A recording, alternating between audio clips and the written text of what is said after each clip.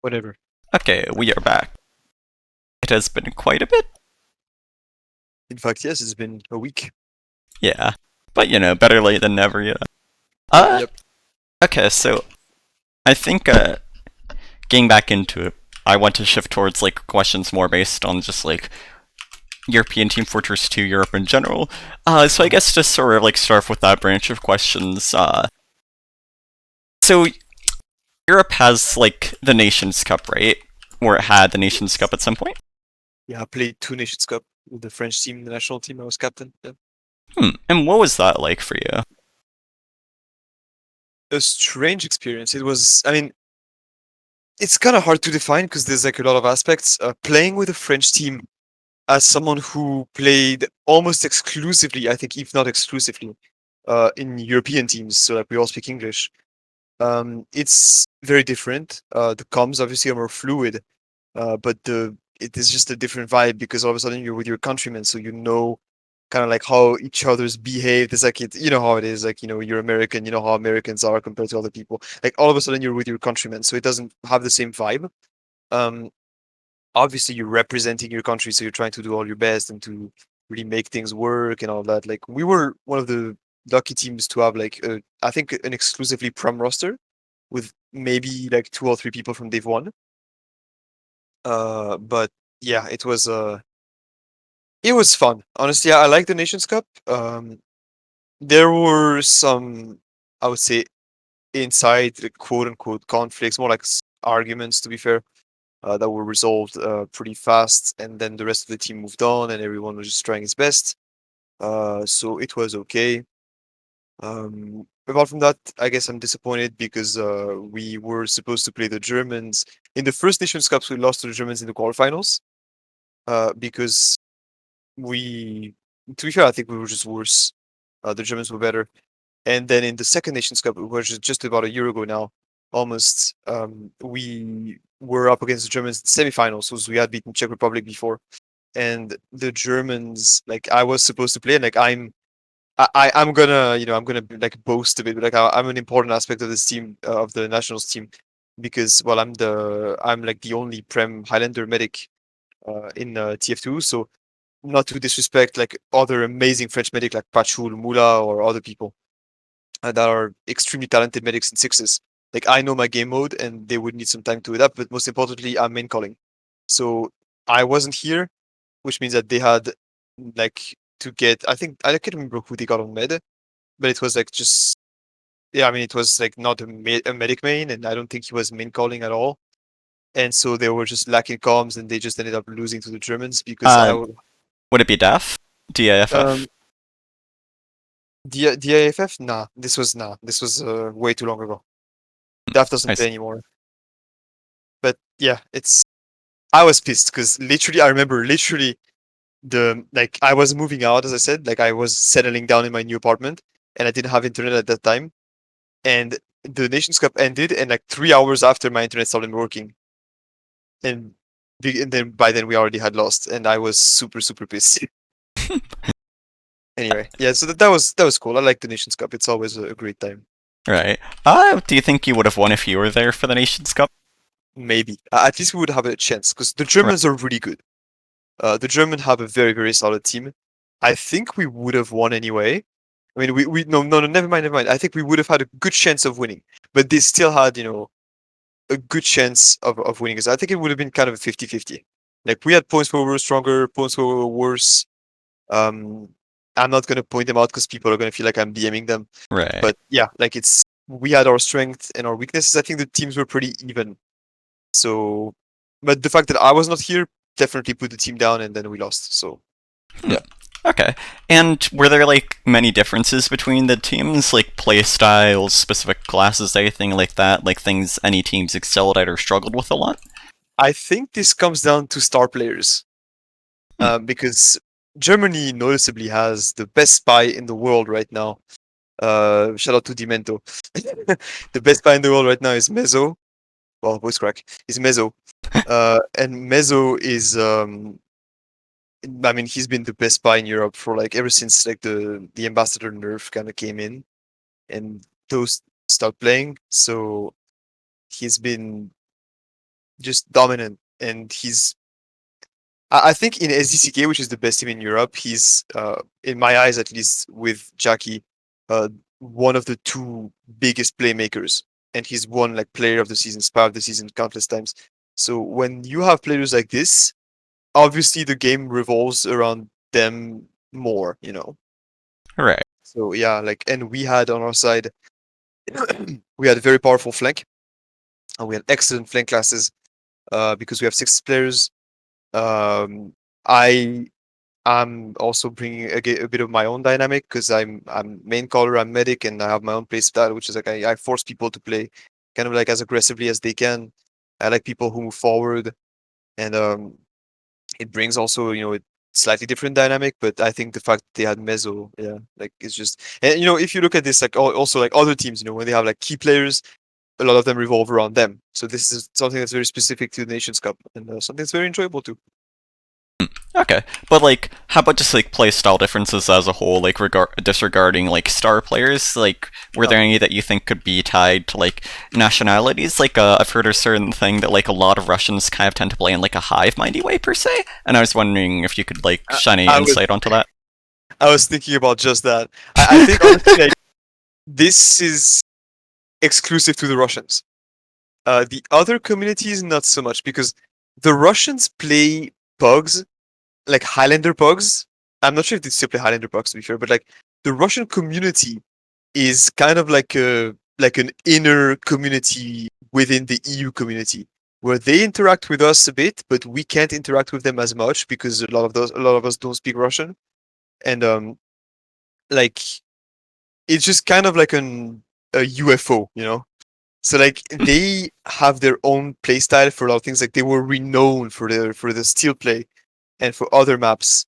And they definitely have a different playstyle. When you're playing a Russian team, because like they all walk in at the same time for some reason, or like they just decide not to, or they'll do the weirdest shit, and like it works. I've played a bit with Russians, and they have like completely different comms as well. Like Mm, they'll have, I can't think of like any examples, but like I remember playing like a couple of mixes with Russians, and like you'll hear, like, instead of like hearing the usual window call, they'll call it like something weird, even like either like in Russian or like in English, and it's like, what's going on? What is that call? And they'll think, oh, like someone says like in English, like in the usual European comments, like, oh, this. Like they just have a completely different playstyle, and it's I think it's exclusive to Russians because like Polish people, they still, like, there's a lot of Polish teams. I was going to come to that point. There's a few nationalities that do like national teams, but there's only Russians where we can say, oh, we're playing a Russian team. That's why they're playing like this. hmm. You know, So, it's exclusive. what do you think causes that? Right? Like, there's other languages that like some people may or may not understand. Like, what's the main reason for the difference there? What's the nuance here? I think the biggest one is the language barrier. Everyone in Europe, more or less, because this cliche about French people not speaking English is true to an extent, but mostly untrue. Like a lot of people online, a lot of French people online that I met, even if they speak broken English, they still speak English to an extent. Like very few people actually don't speak a Hmm. word of English. And so a lot of us just kind of mix together. And so we bring strats from each other. And so you would be probably more likely to see differences in strats with like EU and NA, which is often the case, than within EU itself, aside from the Russians. Hmm. Because the Russians actually do not speak English very well at all, for the vast majority of them. Uh, I definitely know a bunch that do speak English pretty well, but like I'd say the vast majority of them, like the thing is, like they don't even try, which is fair. Like people would be like, oh, but then you gotta integrate. Nah, fuck it. Like they don't want to try, they don't want to try. That's fine. And because of this, it creates kind of like this inner community, as I said, and so that brings, of course, new strats, new ways of seeing the game, and it can be better, it can be worse, and it's also, I think, the Russian mentality. Now we're not talking about TF2 anymore. Real Russians world, have yeah. a very different mentality, even I think within the Slavic world. Because like I know Poles, I mean Poles are like the Slavs that I know the most. But like if you look at like Poles, at like Balkan people, Balkans are another fucking story. But the Russians have a very special mindset. And this plus the language barrier kind of creates a different like culture completely. Like they're very different. So I think this creates like this thing where like they play differently as well, you know. Right. So it's So like a real shout out world. to Russians, by the way. I love them. Every time I play with like Russian friends, I always like speak Russian a bit with them. Like shout out to all the great Russian people that I met. They're really cool. So there's just like a bit of like a real world difference there that like causes that bit of a divide per se. Absolutely, yeah, absolutely, for sure. Okay. And do you see like not necessarily on like gameplay as a whole, but I guess like the social side of the European scene, like do you see a lot of drama between like players of specific nations? Like is there like any other sort of real world impact, or is that only really just gameplay wise and socially between Russians and the rest of Europe? Very good question again. I'd say nation-wise, like nation beef, no. Okay. Apart from an example that I'm going to come to, which is pretty obvious at this point, but like usually you'd get like one guy that will say like, oh, he's from here, he must be a X, you know, like I'm not gonna say whatever, but like they'll be super rude. Europeans don't hold back with their words. I know Americans, some of them don't as well, but like Europeans mean it. That's the big difference. Like Americans will call people the N word or like the homophobic slur or whatever, and like they'll be like, oh, I don't really mean it. Like they're just saying like this. Like Europeans, we mean it. We really mean it. Based. So, so like it comes down to us like millennia of just fighting each other like for war, like medieval warfare. Like Right. we have a cool history. Yeah, okay. So it's like the So Europeans have the history like that influences things, but then the Americans kind of just like fake the history, like they're like, "What? We just want I mean, drama." oh, of course Americans have their history, but it's not quite the same. No, I mean just like it doesn't go nearly as long, right? Like a lot. Yeah, obviously, and like Sorry. also there was like a relative unity between white people in America. So Right. like relative again. Like I know the Irish, the Italians, blah blah. Like, I know American history pretty well. Sorry. As Like you're gonna say though. yeah, but I mean we can get to that after. I just want to go back to my main point. Sure. So Yes. Sorry for interrupting. no problem. So like I want to say interstate beef, no, mostly not. Even though most people dislike a few communities, there's overall like little to no like there's not going to be like a national sentiment of like I hate these guys. The only example which is very recent, I think, would be that's from my Russian friends. This would be Russians and Ukrainians, and if anyone sees this that's from Ukraine or Russia, in the comments, like feel free to write that I'm wrong because this is only what I've heard. I am not active in Russian servers, in Russian speaking servers. Um, but I mean, I've seen a few screenshots and like I've seen people like calling each other all the names in the world because of the war, which is disheartening to be fair. As someone who is a very big fan of Slavic culture, it's a shame to see again brothers, going to war. So, but we're not here to talk about this because yeah. But I think the only example may be this. But even then, to this day, I think if I've seen like the classic Russian teams, Russian speaking teams, right? Usually in Russian speaking teams, there's like one or two Ukrainians, and I don't think I've seen any like leaving those teams. So I think those people may still be in good terms. But then again, I don't know. So, but if I remember well, there's like some tensions like online, like in TF2. I mean, between Russians and Ukrainians. But feel free to contradict me in the comments if I'm wrong. So yeah, don't take my Hmm. word for it. All right. But then it's just like there's still a decent few people who are like, we still know these people directly. Like it doesn't change who they are as Yeah, people. pretty Yeah. much. Yeah, yeah, yeah. That's great to hear. In the same way, like I think a lot of people have like an anti-Russian sentiment because like, oh, they're the bad guys, they're invading, blah blah blah. I'm not gonna give my political stance on it, but I have zero hatred in my heart for the people that I met that are Russian. I've met so many amazing people from Russia that helped me not just with real life things, but also just like became amazing friends that helped me learn the language as well. There's just yeah, like why would anyone hold like people accountable for what a bunch of oligarchs decide to do? Fuck those people, man. Like these are Right. the people that need to burn, like not the actual people. Do you have any For shout outs? for Russians, oh, Yeah. Sorry, I was gonna say. oh no problem. Balin, Belka, Citrus, Mimrika, Bahan and his team, the Kitty team, the Bad Dragons crew as well. Um, who else? I mean, Dastron is a pretty cool guy. Like overall, like Russian speaking people, like they're just I love them. They're pretty cool. And I mean, as someone who's interested in Slavic culture and learning Russian, so maybe I'm biased, but and they're always fun to me. So Right, right. Uh, okay. Is there anything else you want to say on like the Russian specific topic, or do you think that um, event runs it? Russian specific, not really. Alright, In terms of communities, I have a few other things to say. I mean, probably go you have ahead. more questions than I do, but yeah. For sure, but go ahead. It's about you. It's your interview. I think like as I said, like there's a few communities that are like heavily disliked overall. And one thing that's very specific to EU in terms of social things is that EU obviously has national teams. I don't know if you have any Mexican-based teams or Canadian-based teams in NA. There isn't Um, really that level of like difference. No, like occasionally, like in something like 66, you'd see yeah, like I don't know, like South American teams, but you yeah, don't really see that level of difference. Like I think in sixes there's a decent few more Mexican players, but like in Highlander at least, like there's basically no difference. You just have your teams, yeah. The Americans, usual players. Canadians, like it all blends Yeah. together. It all depends on the team in question. Yeah. I see, I see, yeah. So like here in Europe, we have a bunch of people that make like I'd say national quote unquote teams, like teams with only one nationality, or like with like one guy that's just an exception, which is kind of fun. But I can think of like definitely Polish teams that are very disliked overall because they're usually they're composed of like 16-year-olds that are pretty toxic. I want to give also a shout out to the Polish community that are again a lot of people hate them. They're just the funniest people to me because I speak like 3 words of Polish and I know their culture and I know how they work. And so I get along with them super well. So shout out to the Polish. And like yeah, but they're overall like they're disliked and I think like I mean the teams.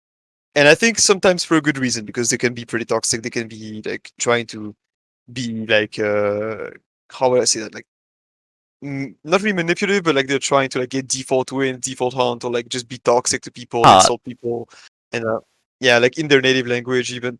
So yeah, like there's a few teams like I think like yeah, Polish, Hungarians, not really necessarily dislike, but like they make like those nationalities will make teams of just their own nationality. So I think like yeah, Polish, Hungarians, Brits are the yeah, but I'm oh, not no comment, no you're gonna comment. say no, say it, say it. Okay, the Brits are probably the worst community, and I think like everyone in Europe will agree with that. Like I was just having fun with people in Canada making a tier list of communities, and the Brits in Europe are the worst community because I mean obviously it's a very big community, so there's a lot of very cool people, but there's just something with their mindset. There's just strange people, Do you and think that's like another like real world kind of like? yeah, I see. absolutely. This is a societal thing. Like they think differently, they behave differently. Shout out to the Brits that I know that are really cool. A lot of them, even some of them that I kind of have like a love hate relationship with. I would say, but like yeah, it's you know a lot of them are just fucking weird. Right, Hmm. let's be honest. All right. And I think people will back me up in Europe with that. So And maybe they're role playing as the Royal Navy. They gotta show their no, superiority. but like you have no idea the amount of like PM and bullshit that like the Brit teams just put anyone through. It's like they lack so much, I guess, not really confidence, but like why would you be so? It's a video game. Why would you be so rude to people? But I don't know. Right. Anyway, again, you see this in like other teams as well, but it's different. Like the Brits are really take the cake. So anyway, enough about them. Yeah. And Fair again, enough. shout out to the ones that I don't want to BM like a whole nation. There's some very cool people. So like there's like some national teams that create. I think definitely like the Brits, the Poles, the Russians, obviously the Hungarians, Germans as well sometimes, and French obviously as well. Like a lot of French teams, very very prominent sixes, very very good high level French teams in Premiership, and they all kind of play the same way. I would say, like apart from the Russians, definitely. But all of those teams, because we interact with each other more, we learn from each other more as well. And so the strats kind of just even out into just like I would say the EU meta. Right. And then there's like the Russian way of playing, which is very different. I remember playing Russians and seeing, for example, them using the how do you call this again? The buff banner more often. I'll see them like run a bit different positions or like being very aggressive at times where you wouldn't expect them. or the opposite, and just kind of breaking the pace of the game, and it's very different, yeah, for sure. Hmm. Anyway, yeah, That's very interesting to hear. Yeah, you just don't see that difference in NA. yeah, Okay. I can imagine. Uh, are there any other, like, I guess, like, more on the social side, like, things that, like, specific, like, nations, communities are kind of known for? Um, should I talk about NA?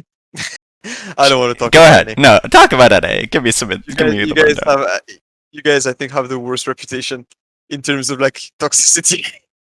I think that's because you guys are so present in forums, and it's like always just the weirdest shit, like the the child appreciator drama or like stuff like this. You know, I'm trying to What? censor myself, obviously. Yeah, You I know, guess so, but, like, like or like the furries and like the like the blatant racists and like all that. It's like wow, Americans are strange. Not again, not all of them, but like, I mean, to be fair, like I'm firing a lot of shots here, but you know, obviously, if you look at the French community, people can also point out our flaws. So well, don't think that like I'm all high and mighty. We have our own problems as well. what would But those be? I mean, France, we've had a few cheaters. Ah, We had a few cheaters, honestly. Even recently, a bunch of people got like. I mean, there was like a very high level player that got banned, and usually every time there's cheaters, like there's bans on the TF2L, people can see there's like usually a bunch of Russians and like 1 2 French people as well. So yeah, cheaters, probably circle jerks for sure as well. I mean, this from an insider. There's a few circle jerks in the French community, but yeah, probably from like everywhere else as well.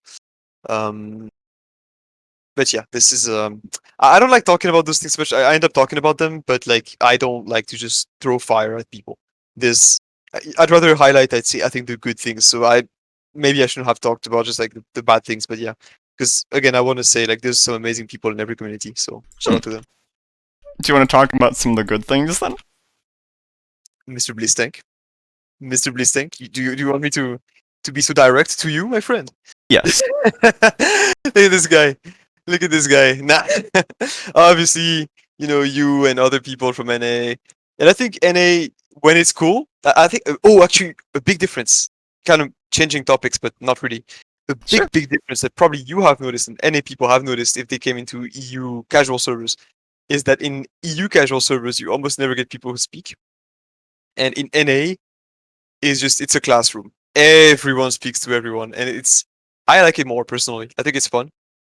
Um, and you just always you hear like one guy being like, "Oh, there's a spy behind you, heavy. Oh yeah, thank you, I got you. Yeah, man, no problem, buddy. Can I get a sandwich? Yeah."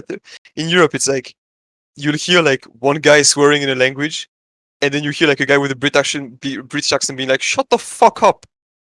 This isn't your server."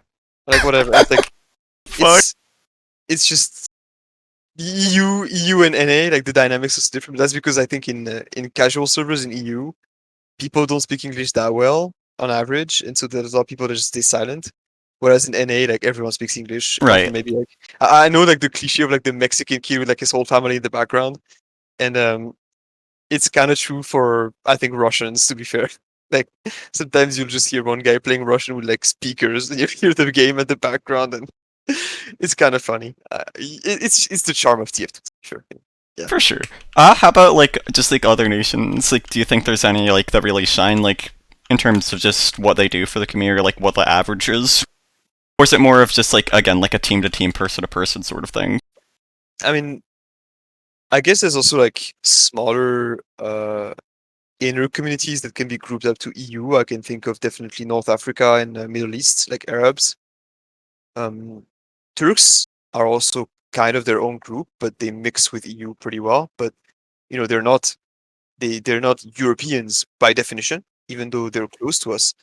But yeah, there's like the Arabs are definitely a thing. Like we have a few North African players. I consider myself to be one as well, but you know, unfortunately, I can't involve myself too much into it because I don't speak Arabic. But also like Middle Easterns, like all the Gulf people, the Gulf Arabs, um, Israelis to an extent, but Israelis are just considered EU. To be fair, like they speak English, all of them, and they just play like with EU people. So um, aside from that, from EU, uh, that's kind of what it is. That's kind of what it is in terms of communities, and these communities just kind of chill with each other. And sometimes interact with each other. And I mean, you know, guy that is called. We have a few people from the Middle Eastern community, and they're just awesome. So, and I get kind of a pass because like I'm half Arabic, so I know the cultures, and when I hang out with them, it's always very cool. So I like them a lot. You know, I go around and I speak to them, and like I see you can speak about differences in like countries and cultures and all that. Hmm. It's pretty cool. So Arabs are also like I'd say a minor, like a smaller community within the big EU circle, like the EU region. You know what I mean, right? Like EU, Yeah. I think englobes like it takes also like Middle East and North Africa and Turkey. I think that's it. And I guess just like one final question along like the national line. Uh, Not sure how much taste this is gonna be in, but Go ahead. Balkan national teams, are those a thing? Is there like blood feuds between them or no? That's a very interesting question. Balkans, there's few Balkan players. There's not that many. Probably less than Arabs overall. And from what I've seen, they just play with each other. Like I am not an insider of the Balkan community in the same way that I would be with like the French community, or to an extent, like to a degree, the Poles or like the Middle East, which are like the communities that I know the most. But in terms of like the Balkans, it seems to be that they just kind of get along. Hmm. And there was even a very interesting question that I talked to about the Admin's Last Nations Cup, which is the Balkans, if we're going to get into the geography here, is a Sure. very interesting region. It has basically like one general identity, which is Southern Slavs. Yugoslav literally means Southern Slavs. And the Yugoslavs are divided between religion, but genetically they are extremely close, like 99.9%. I think maybe the Bosnians are a bit more mixed with Turks, but ethnically they're still considered, I think, Caucasians. And the difference is obviously for those who don't know is that Croats are Catholics, Bosnians are Muslim, and the Serbs, which I think is the largest population in the Balkans, or at least in the Balkan slash whatever area, is so the the Serbs are Orthodox, and the thing is that a lot of people kind of like live within each other's countries, and so they will be like from one ethnic group, but they will live in like another country. So you'll get like Croatians like living in Bosnia, they'll be like, I'm a Bosnian Croat, or like Serbs living in Croatia being like, I'm a Serbian, like I'm a Croat, a Croatian Serb or whatever. Like they just kind of mix, and it's super hard to define. And so Hmm. they'll put like a flag on ETF12, which is the way it works for Nations Cup. You need to have the flag of the country, or like proof that you have the papers legally for that country.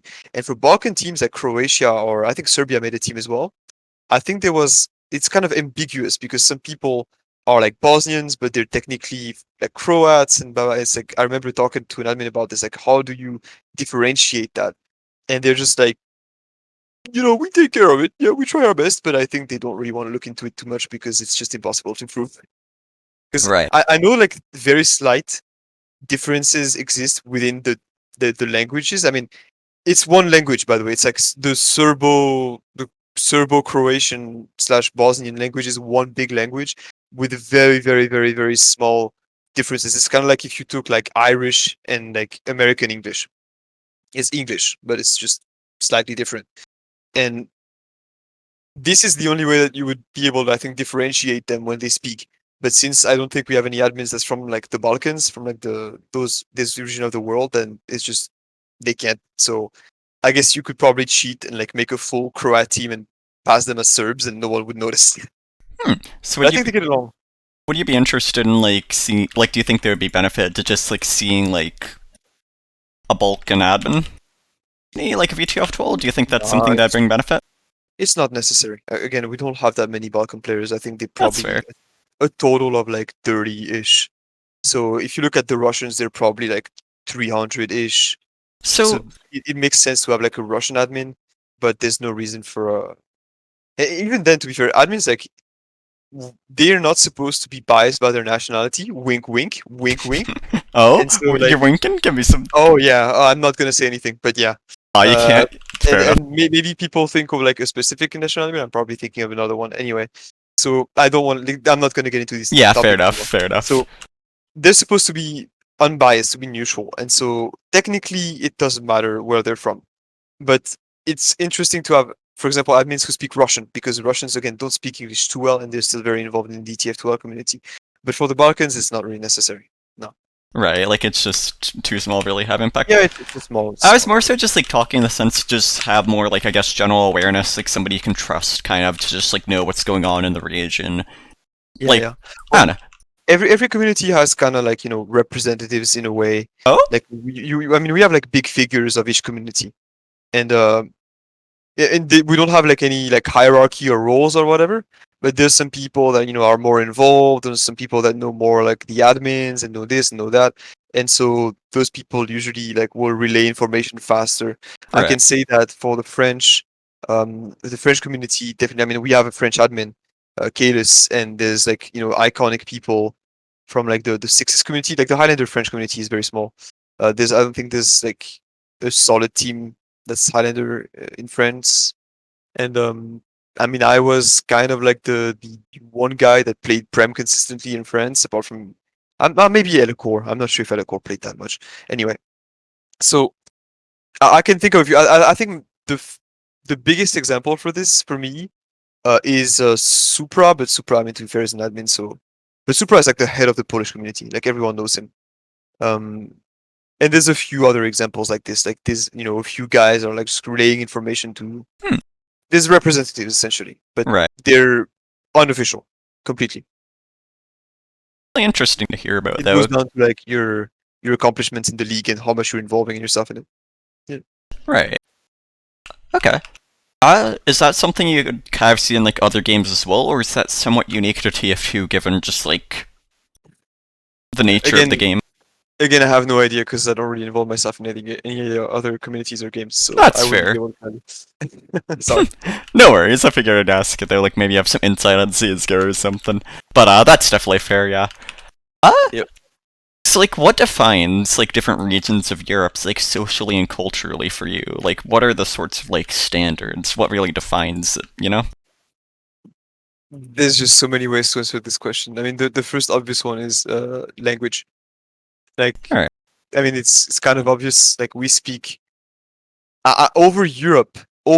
There's probably like easily 100 languages, if not more. Like I've talked, I think last time about the Caucasus, and just within the Caucasus, there's like if you count even just the northern side, which is like in Europe, there's probably like 50 languages being spoken there.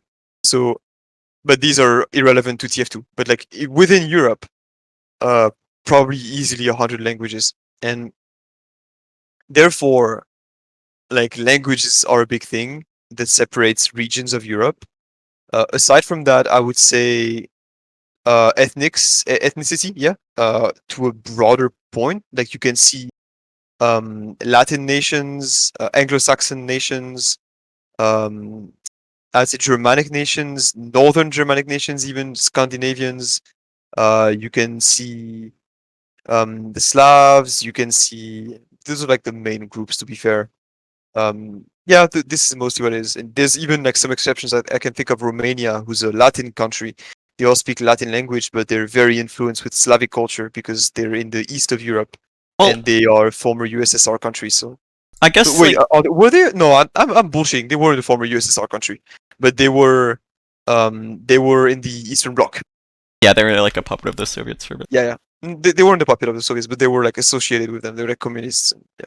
Anyway, Well, I guess like what I really want to know is like what really like so you like I've heard you mention like Slavic, Southern Slavic a decent few times, but like what does yeah. it really like what does Slavic really mean? You know, like what really defines it as a The culture? language, the language and the culture. It's strange. I mean, again, I'm a nerd for these things, so I'd be able to explain. I think that I mean Slavic languages. The first thing that you notice is that yeah, like even if you look at I think the a funny word for in Slavic languages usually that they use to talk about Germans and like the German language is a Nimitz, and Nimitz means from I think I can't remember who told me. It means like from there like you don't understand what is being said. So like the Slavs and the like the Germans completely cannot understand each other. It's very different. And so all of the Slavic languages have like a root that is more recent to like each other, I would say, in a way. I think like even within that, like there's some divide. Like I think Polish is more distantly related to Russian than Russian is to Serbian and Serbo-Croatian. Um, so there's just like, and then like it's also like I would say groups. Like if I remember well, Polish is considered an Eastern Slavic language. Russian is an Eastern Slavic language. It is the Eastern Slavic language.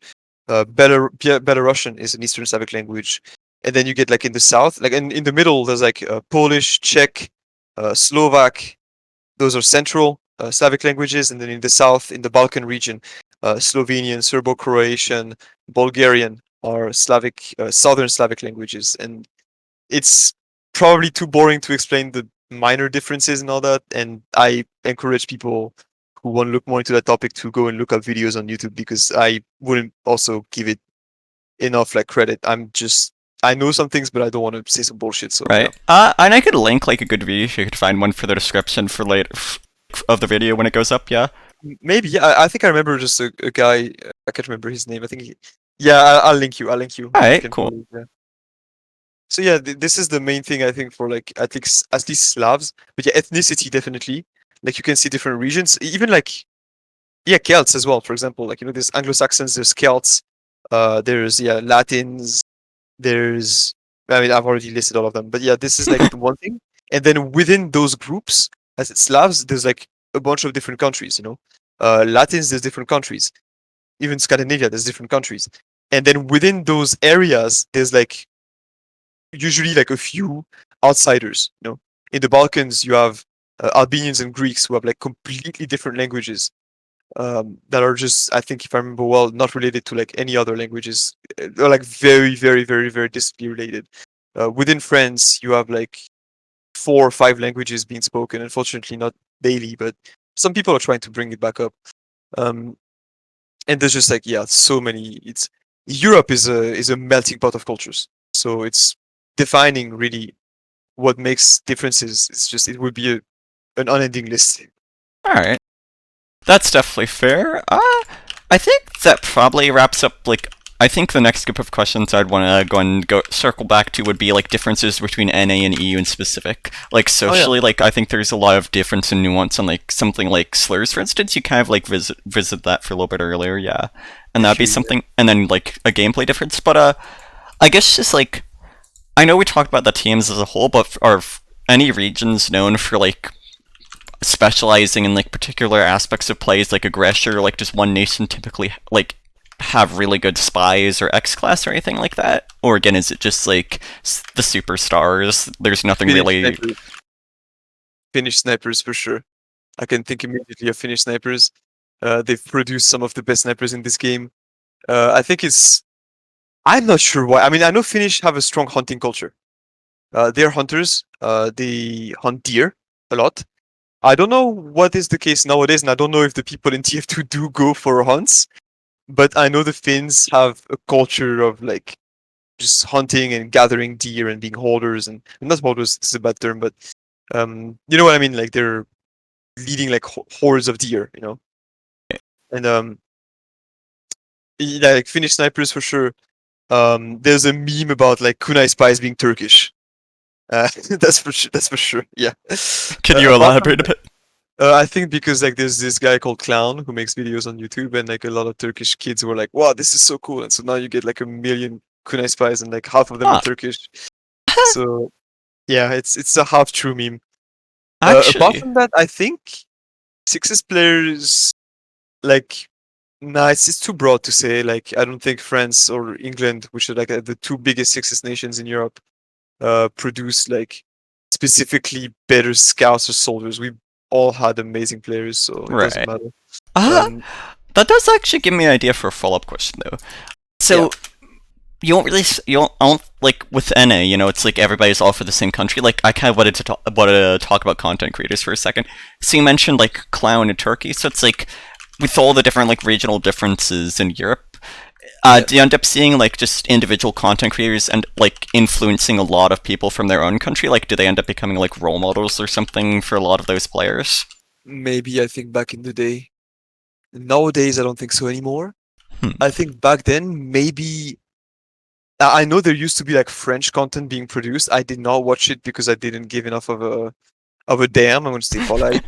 But yeah, like I know there used to be French content creators. There definitely would. I think I would assume there would be equivalents in like German, Russian for sure, and other countries like the biggest, the widest languages for sure. Probably Turkish as well. Like just like the yeah, definitely. I would say so. I'm not sure if this would influence. I think it's just that Clown has a very flashy playstyle and he edits videos very well. And so people are just kind of like, they were like, oh, that's pretty cool. So I want to do that now. Like they adopted that playstyle, they adopted that thing because it's like, Also, I think another aspect is that if I remember well, in Turkey, there's a strong sense of not necessarily in the politics way, but there's like a sense of like nationalism, like in the patriotism. Patriotism is better. So it's like, oh, that's us, like that's what we do, and we just kind of, yeah, like they follow through. And for little kids especially, it's like, oh, it's like national hero, like if they look into TF2 as like a 13-year-old or whatever, and they know there's like this one spy who's like Turkish and he's destroying everybody in his videos, they're gonna want to do the same. Okay. So that might be the reason why. And yeah, that's free Uber for me, so thank you. So, what are so? I guess I'd want to talk about some of the differences between like NA and EU more, right? So Yeah. you said like one of the things you mentioned before was there just being like a bit of difference in like the nuance of like saying slurs and whatnot, right? Like North American people, they'll say and then they'll just be like joking about it. Mm. To be fair, it's not exactly. I think it's not really true. I think a lot of like Americans, when they say some words, maybe some of them don't really weigh the weight that like the word has. I mean heard a lot of clips of people saying the N word. You can probably find clips of me saying it as well, but like I always joke about it, so it doesn't really. It's not the same. But like I've seen a lot of like NA people just kind of being just like saying it is like an unironic, just offensive way to insult the other person. And I think that they don't really weigh those words. Whereas in Europe, um, like America is very like I'd say not really like I don't really want to get into like shitty like new politic terms. It's kind of Right. like wokeified, like you can't say that, you can't say that. It's rude. Obviously, it's not cool to call people the N word or whatever else. Unironically, I'm never gonna get behind that. But like if you like look at the difference between Europe, is that in Europe this never really happened, especially in the non-Western countries. And so since we also have a history of killing each other all the time, at least during the Middle Ages, but for some of us even recently, the slurs come out and people really mean it with the full intent. So like you'll hear example, right? This doesn't really happen almost never. I think a good example is like if Balkans, because the Balkans are European meme for people who hate each other. And so if you take like a Serb and a Croat, they might just call each other the worst insults in the world and mean it. Whereas the Americans, they'll say the N word, even though the person is not, black, just to piss him off. Right. So it's Like not quite the same. haven't really Go had to ahead. deal with the consequences of it as much. Yeah, like we don't really have to for the most part. Yeah. Well, I mean, again, this is all online, so people can say what they want. It doesn't matter. But like, there's a completely different climate of there's a different hate meta, I would say, within EU and NA. It's not the same. But it's again overall. I don't want to. Everyone is kind of cool. All So right. Uh, what do you think? Like, is the lack of history like what kind of has caused like Americans to like kind of react the way they do to like in the sense of like trying to enforce it, right? yeah, Like, I mean, America does not like history. First of all, we always joke about Americans having no history. You guys have accomplished so many great things, and I think it's too easy to nowadays just shit on this country and be like, oh, fuck America, blah blah. I myself personally am a big believer in a lot of things that the American Constitution holds. So the problem is more like the modern politics. And I think that the thing with America is that being out of the way, the culture. has been built on some pretty like we're getting way beyond TF2 right now. Holy shit! No, that's But fine. I welcome it. yeah, so in my eyes, as a European, and again, feel free to talk about it in the comments. Right, like I invite you to to write it down and think, and I'll just maybe answer or learn from you guys. From my eyes, America has been built on like slavery and genocide and all of that. It doesn't mean that all white people are bad. Blah blah blah. I'm not one of those retards, but anyway, like it's been built on those things, and so I think that for a long time, like white people believed that they had like a God-given, manifest destiny, like they had a God-given right to be above everyone else, and that kind of made them feel untouchable. And so they can kind of just throw shit at each other and be like, I don't care. Or like, this guy is just whatever, I don't care. Whereas in Europe, if you do that, you will immediately just get, fought back because people are used to just be more into like territorial disputes and all that. So it's not like an oppressor and an oppressed. It's more like, I mean, there was some obviously, even like minor states between versus big states, but we're all used to just take our swords and go for it. So and even though like times have changed drastically, we don't use swords anymore. Unfortunately, sorry for people who wanted to come to Europe and see castles inhabited by Damn. peasants and all that. All right. It's scuffed. Honestly, my explanation is scuffed. I'm sorry if I'm rumbling, but I think this is kind of what it is in Ah, my it's eyes. it's a very difficult topic for sure. Yeah, it's absolutely a difficult topic. So yeah, So an interesting topic nonetheless. yeah, so would you say there's like a bit of a difference in enforcement between like North American and European administration as well? Yes, absolutely. This is a very easy question to answer. RGL, I think, is way over the top with the way they enforce the rules with like slurs. Again, it comes from culture because right now in America you got like this woke wave of like you can't say that because that hurts my feelings, and in Europe it's like we do have bans, all right, but it's not quite the same. It's like in RGL, like you can't say jokes to your friends, right? Mind you, in a scrim about them. Like let's say you have a black friend and you call him like the light N word, quote unquote, because it's your homie. So who gives a fuck? You're just joking with him. And then they'll see this and be like, you can't say that. You're banned for 3 weeks, or like even more. And it's like in Europe, it would be impossible to apply that because there's the difference of cultures. Like if this was maybe like a league that was exclusively composed of like the Western countries, like maybe like two or three, like France, Germany, and like the UK or whatever, it would be doable. I don't think it would be good though, but it would be doable. But again, let me introduce you guys back to the Balkans, to Eastern Europe, where those people do not care about anything that's woke. So I've joked a few times with my friends about imagining like a non-binary fucking admin from California popping into a Russian server and trying to tell people not to say the N-word and just getting blasted immediately. Like there would be no way to enforce those things. Hmm. And I I think honestly, even though some people do get banned, usually for good reasons, because some people do get over the top and they'll be extremely hateful towards other people. Um, I still think that's for the better that like we are more on the light side of this because I'm a pro freedom of speech advocate. I like to be able to say what I want to say, and especially for jokes. Obviously, context is important. The tone of the conversation is important.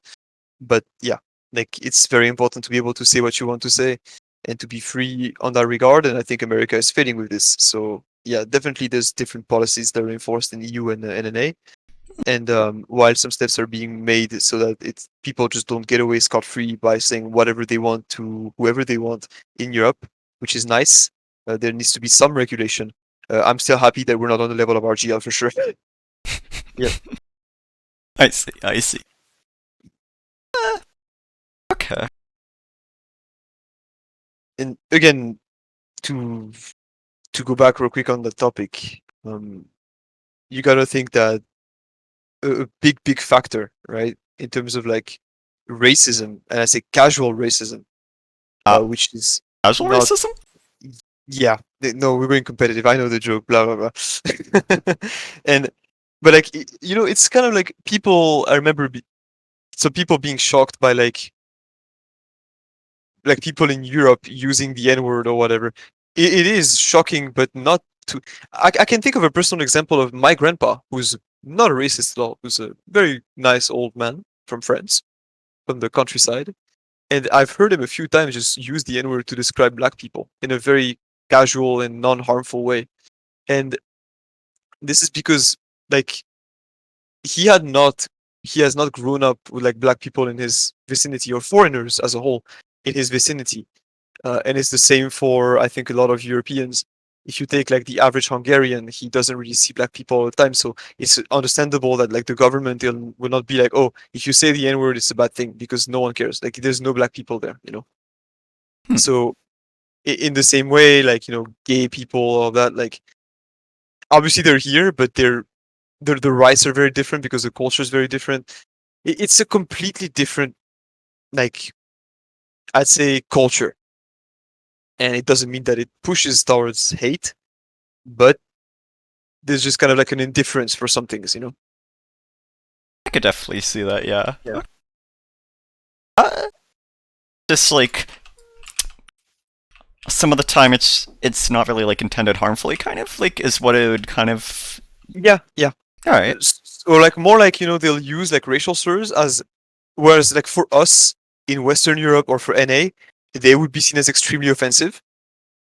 They will just use them as like just light-hearted jokes, you know, because for them it's not really important, you know. It's like, yeah, like I don't ever see a black person, so why would I need to refrain myself from saying the N word? Or I don't ever see a transgender person, so why would I need to like refrain myself from like insulting transgender people or whatever? You know what I mean? I think the only one thing that everyone in Europe just kind of shits on is the gypsies. But that's something that you guys don't have. But like, it's just a general thing. The gypsies. Yep. Very very typical European hatred. It's a big part of European culture. Just everyone hates on the gypsies. Interesting. I'm not saying I hate them. It's just that again, I think if I said anything more, I would probably get blasted. I don't hate them at all, but like it's a European thing. It's so complex to explain. It's a European thing for sure. Yeah. Anyway, moving on. Right. Okay. How do you? So I saw that you were discussing this a little bit in one of the discords or in like a team discord. So being banned for something like like slurs on weapons, right? What? Yeah. How do you feel about that? Like, what's the nuance there, kind of? That's I think in my opinion that's bad. Uh, unless it's been made to directly target one person, I think it's just words. So you have to get over it. Honestly, like if you say, yeah, you're talking about like Recef, right? Who got banned Yeah. from? Yeah, okay.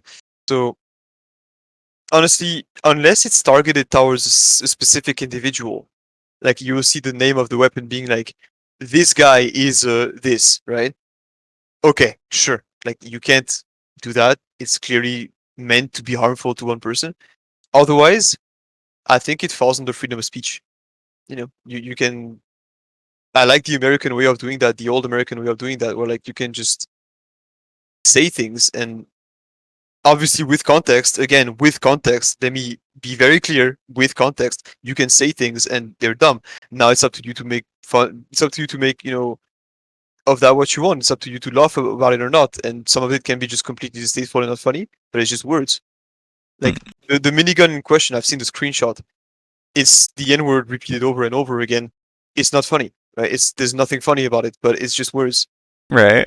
So it's not like he said this guy is a this guy, like this guy is a this.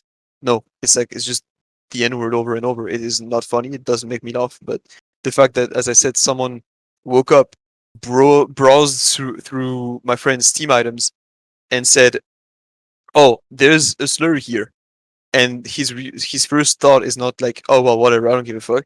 It's like, "I'm gonna snitch on the admins. You're the guy that got bullied in school. I know for a fact. If you ever see this video, you're the guy who got his lunch stolen for sure. Like no one fucking likes people like this. If you're like a snitch to the teacher, man, fuck you." Hmm. And Ah. yeah, it's harmless. It's just dumb. Like Yeah, I Yeah, think it's useless. I'm not sure how I feel about like the Benzers for as a whole, but I feel like it's also kind of like hard to complain if you have that stuff in the first place. You know what I mean? Like, I don't know. Like Oh, it's you mean just like? pointless if you're like whining about it when you have it.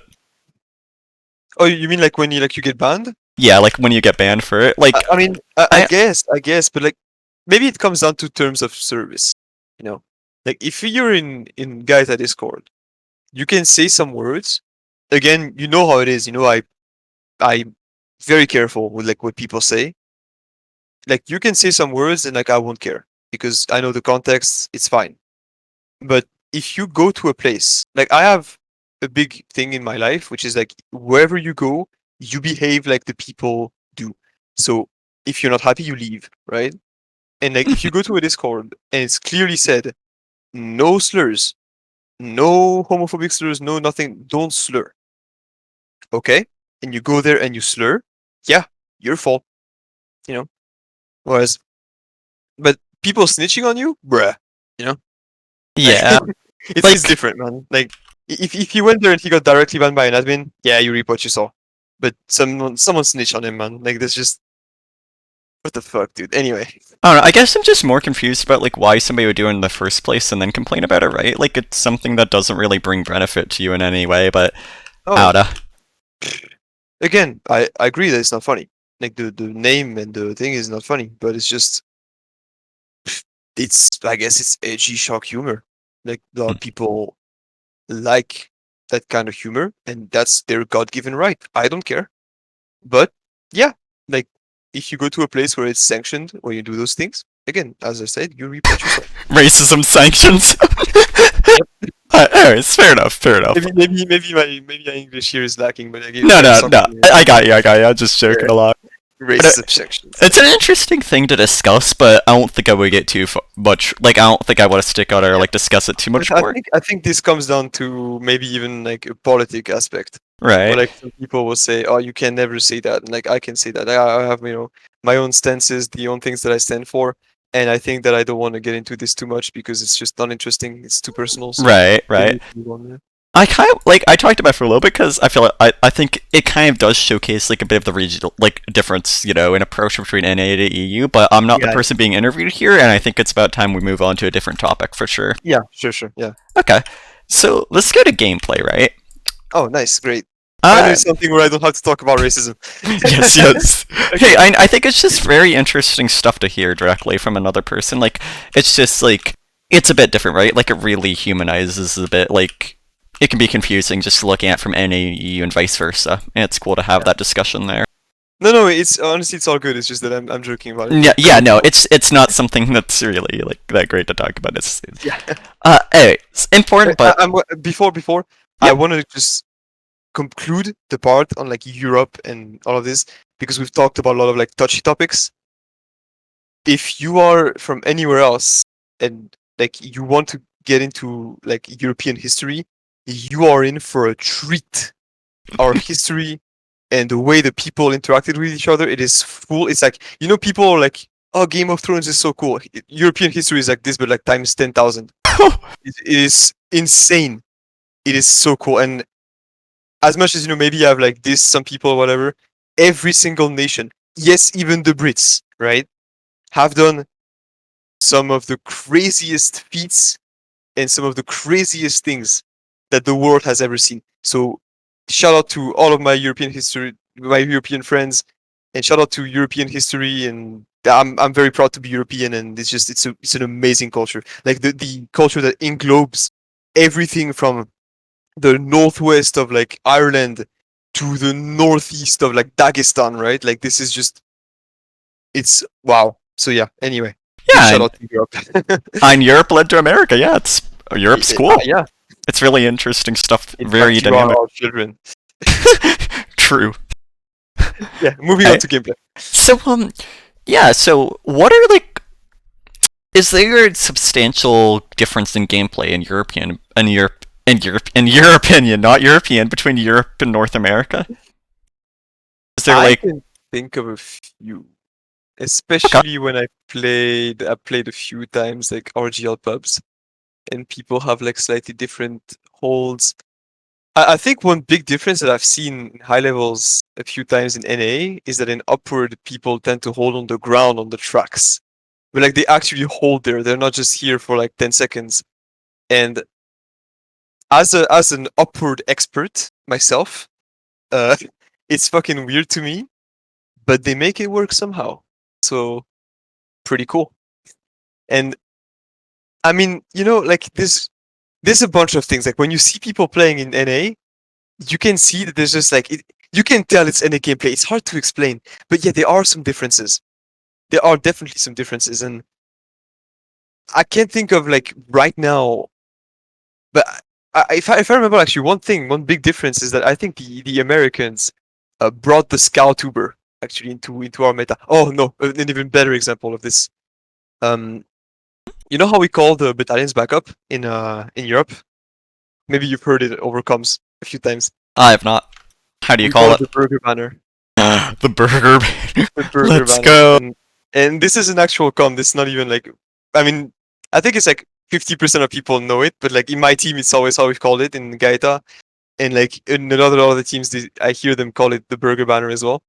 So the fact that you guys used banners much more than we did, um, it really it showed, right? Like, and I remember when I started implementing like battalions backup pushes and holds, and I realized how insanely good it was. I was like, holy shit, this is true. Like Americans, they came up with like some great strats, and they came up with some weird holes that people do. Like it's, I can't think of any right now, but yeah, I mean, apart from like upward on like last when they hold on the tracks, which is strange, Alright. but if you make it work, you make it work, you know. Would you agree with the general sentiment that like European holds tend to be a bit more passive than American holds? Yeah, Okay. yeah, I think so. Yeah, but then again, I think it depends because I think Europeans, what we do, at least in top level, is that whenever there's like an opportunity on defense to move a bit forward, just to put some more pressure, we do it. Like I think personally, like on upward, when you get like let's say you're on third and you get the sniper, like I will personally immediately at top level, right? Not in Div 2 because people can do that. But like if you're in like a very good prem team or like you're playing with very good prem teammates and you know the sniper's dead, you will immediately just move forward and like play like on the balcony and like super forward. You can move the sentry up and all that. And so when they come, all of a sudden they have to face like much more aggressive players, so they can take less ground. And that's kind of like it depends. Or like even like aggressive like let's say red Ubers or like you have ad and the enemy is making the mistake of getting a bit too close. I think the champions of this is Fela. They always do that. They like take a conch and they'll like go into the enemy team and they'll try to get the med. Like they just commit all the way. They'll hit the med and then they'll go back. Like defensive Ubers. I mean, defensive. Like the defense is attack, so they'll just like go into you and come back. Like they do that a lot in Prem. Right. So, but I do agree that overall, yeah, American holds are more aggressive. Yeah. So maybe the difference there is that like the Americans have the more aggressive default, but then maybe like the Europeans are either like play a bit more opportunistically and try and regain more space. Yeah, maybe. Yeah. Okay.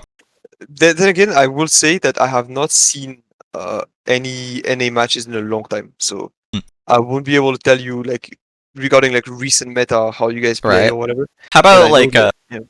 Nations Cups, anything like that? Like, were there any huge differences from playing like that you could recall? In terms of like NA versus EU, Americans were always extremely strong, extremely really strong, because they were a nation that had not only the advantage of a full Premiership tier Highlander team, but also native English comms. Like, you're And taking an so, entire region and you're putting it against like nations. I mean, like no, like NA, because like no, I said NA, sorry, but the United States. Yeah, you're right. Excuse me. So the United States had that, and in Europe, there's few teams that can afford a top level Prem roster. I can think of France. Uh, I'm not even sure about Germany, England for sure, Russia for sure, Poland, and Finland maybe. No, not even Finland. So that's it. Like no other nation can afford a full top level roster for Nations Cups. So NA came in. and they had pretty much the Dunning-Kruger roster. And so when you put them against like a bunch of like low prem to Div 1 players, they get smashed immediately. And that's because they know those strats, like the Americans know those strats more, and they communicate faster because they're all like teammates originally. Whereas in Nations Cup for other like places, it is not the case. Like you have to adapt to new teammates. Like in my team in my Nations Cup, I had I think I had like with me Bordon and Scar that are in my team that were in my team back then. So I had a soldier and a pyro that I trusted, that I knew how they played and all that. But for all the other players, I had to relearn how they played. Right. And so with the Americans, it was just like, oh yeah, that's my buddy from the same team, and it's all like all the same. So yeah, it was Makes quite the sense. same dynamic. And yeah, go on. Yeah. So there is like a bit of a rivalry between like top EU, top NA teams and whatnot, right? Mm, Like they're I always won't. like, oh, Europe is better, oh, North America's better, and then like these players and names get thrown around as an example, or like around the time it comes to land, there's like a joking rivalry, right? Like, oh, Europeans or oh, burgers, you know? Yeah, I think it's not as much about like, it's more about sixes in that case. Hmm. Sixes players, yeah, because they're all virgins. So it's like, oh no, I want to be better than the other guy. Nah, I'm joking, but yeah, sixes players usually, you know, without them being virgins, I think a lot of them being kind of like egotistical, I would say.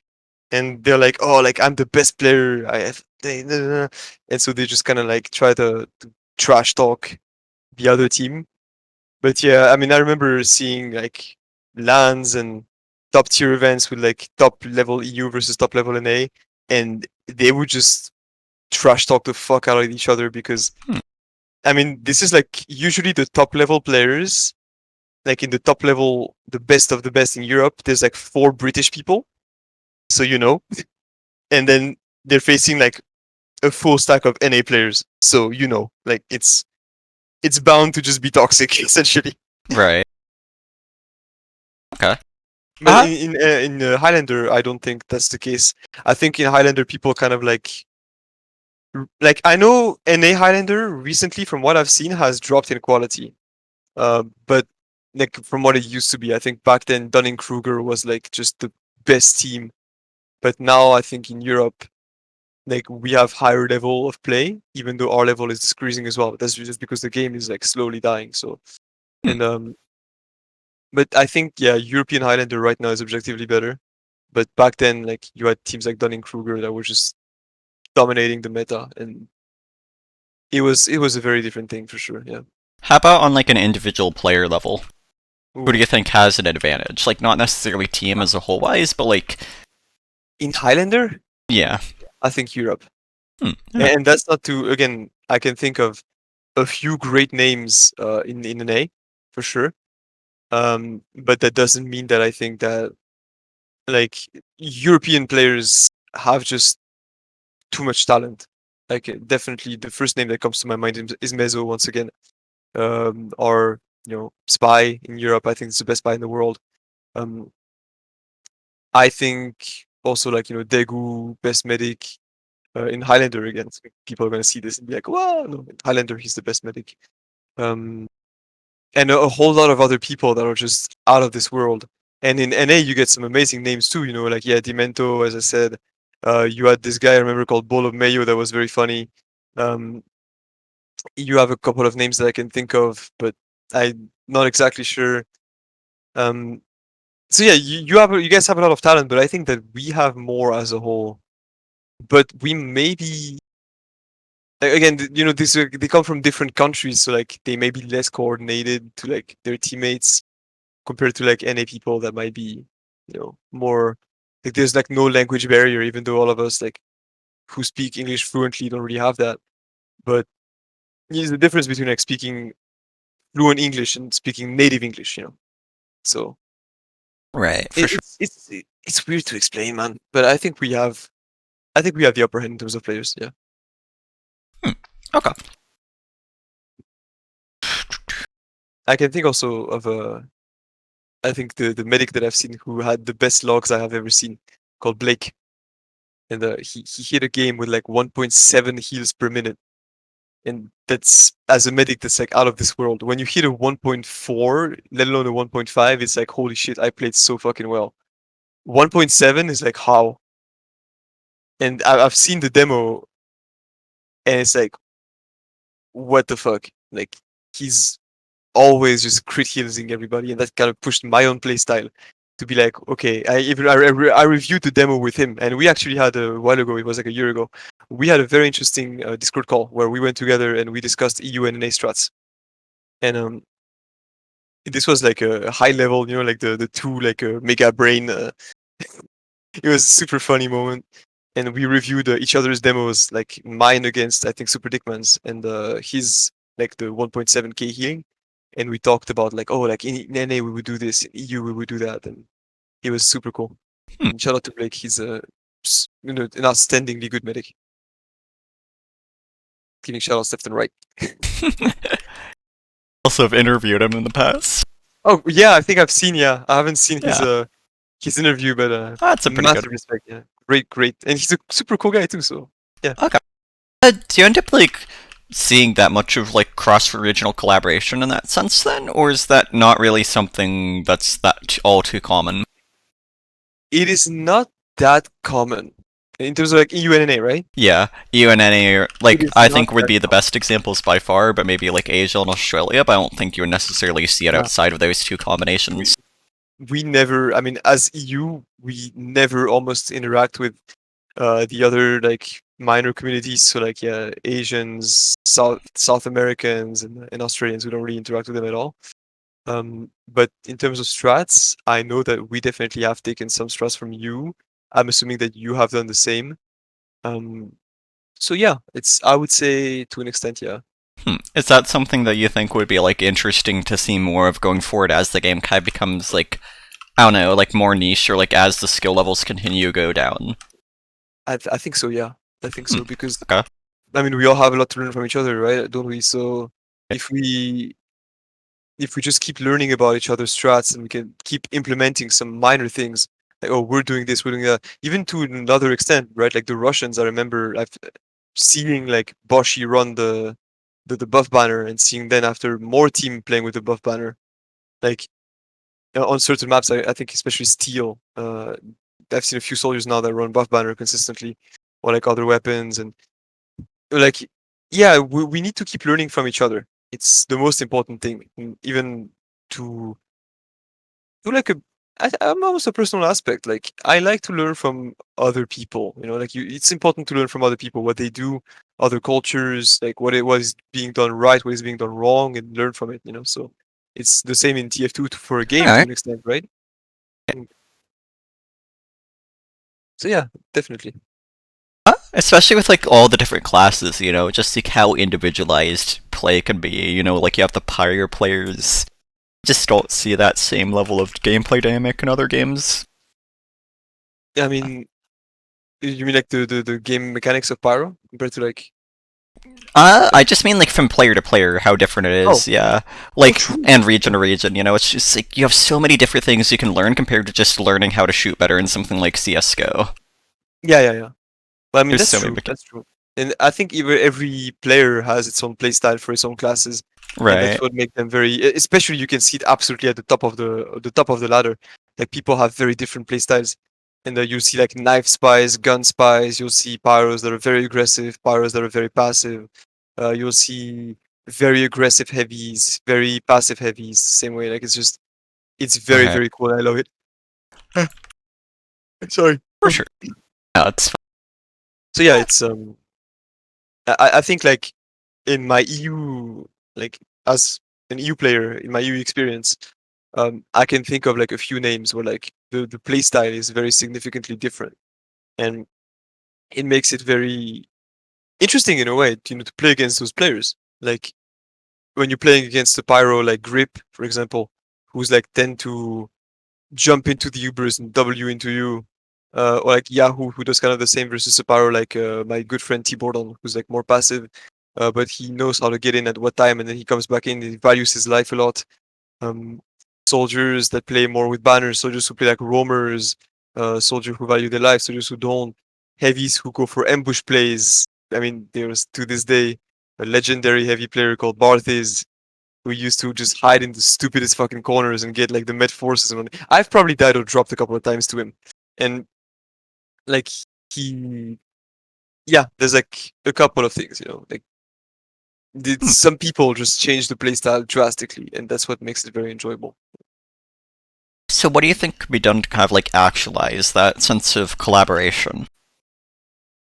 I think people, you mean like to bring like novelty to playstyles?